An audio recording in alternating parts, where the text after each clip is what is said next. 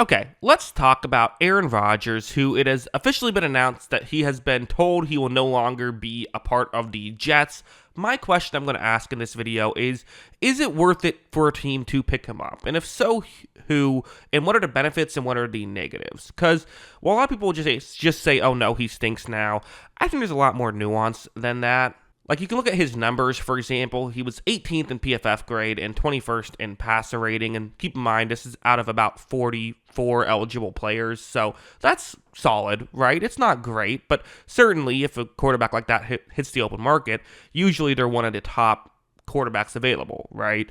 In watching the film, I definitely do agree that there were some moments that he just looked like really good out there, and even some small stuff. Something like this, it's a 4th down and 2. Watch as he takes a snap, he's going to hit Adams, and they're able to convert that play.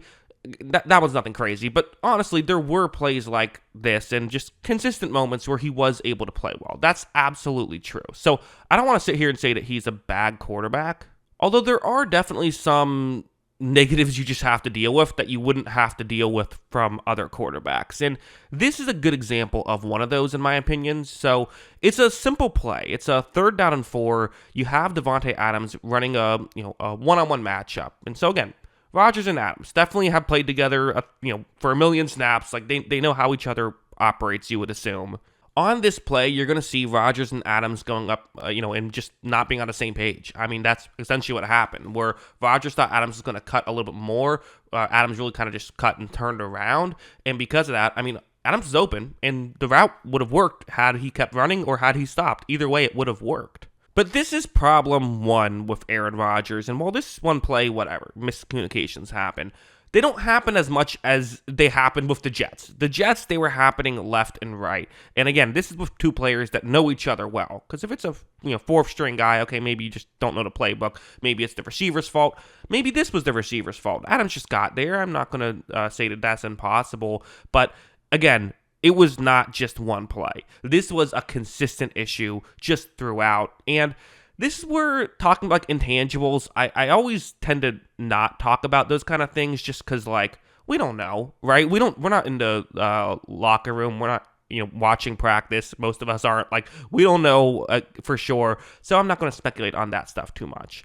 It is fair to say what we know, though. And Aaron Rodgers, famously was not showing up to the beginning of training camp because he had a trip already booked. Famously, he did not play in the preseason, and I don't know if that was his choice or the coach's choice or what. But these kind of things are actually not uncommon for veteran players in general. They are uncommon for quarterbacks. And I do think that these reps would have helped Aaron Rodgers. And if it was... and I think the way I'm going to kind of talk about this video is almost like if I was the general manager of a team and I saw something like this on film and I heard the stories, I would want to talk to Aaron Rodgers about this stuff when I interviewed him. I would want to know, hey, are you going to practice the way that I want a starting quarterback to practice? Because if not, I'll rather just add a guy who maybe doesn't have the talent that you have because at least I'm going to get the other stuff. Because there were some other issues with this that are, again, not play issues, but so something like this. You see that there is a backup tight end who's a young player, running this route on a 3rd down and 1. Keep in mind, it's late in the season. Things aren't going well. 4-11 right here. But the tight end is going to do something that I actually think is what he should be doing. He's going to go further down the field as there is more of an opening that way. Rodgers doesn't realize that. As you see, he instead is going to throw it more at his tight end's feet right there. And to me, listen, I like that the tight end did that. Him and Rodgers aren't on the same page. It is what it is. These kind of things happen.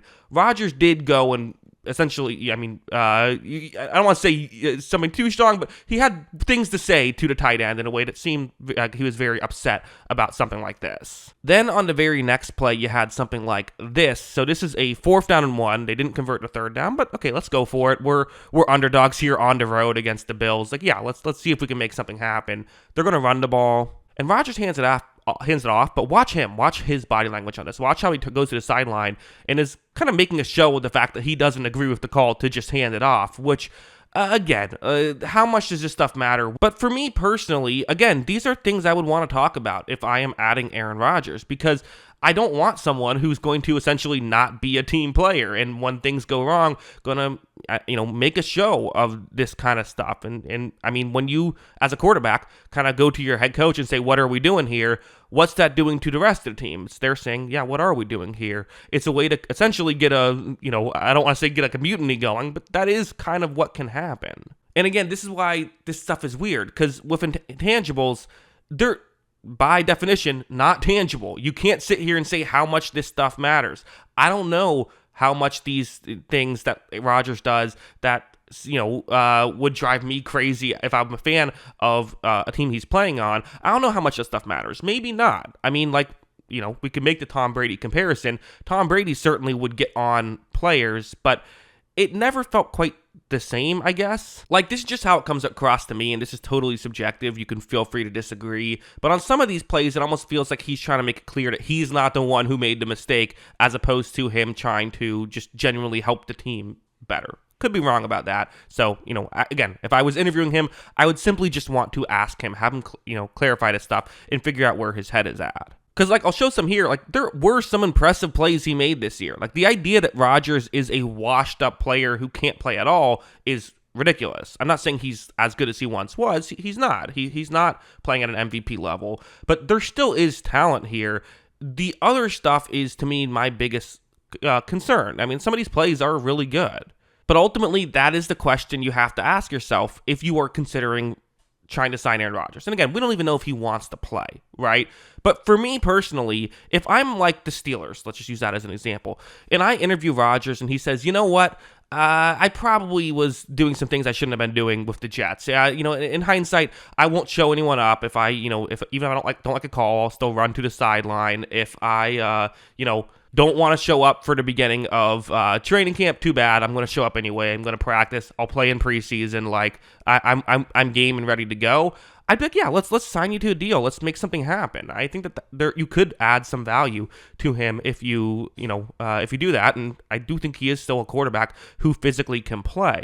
The question is, if you bring him in and he says, "Yeah, but first things first, if I'm going to play, I need Alan Lazard here and I need Nathaniel Hackett as my offensive coordinator," then I'm out. Then I'm not signing up for something like this, because he's a good quarterback, but he isn't a superstar, or at least he's not playing like a superstar, and so it's not worth the other stuff. A comparison I made on the podcast was with Cam Newton, where Cam Newton was a great quarterback for the Panthers. Once he left the Panthers, it felt like no one really wanted him. The Panthers did re-sign him for a bit, but part of the issue was he still probably was an effective player even after he left, but he's such a character that people just felt like it would be a bit of a distraction if he was in the locker room, but as a backup.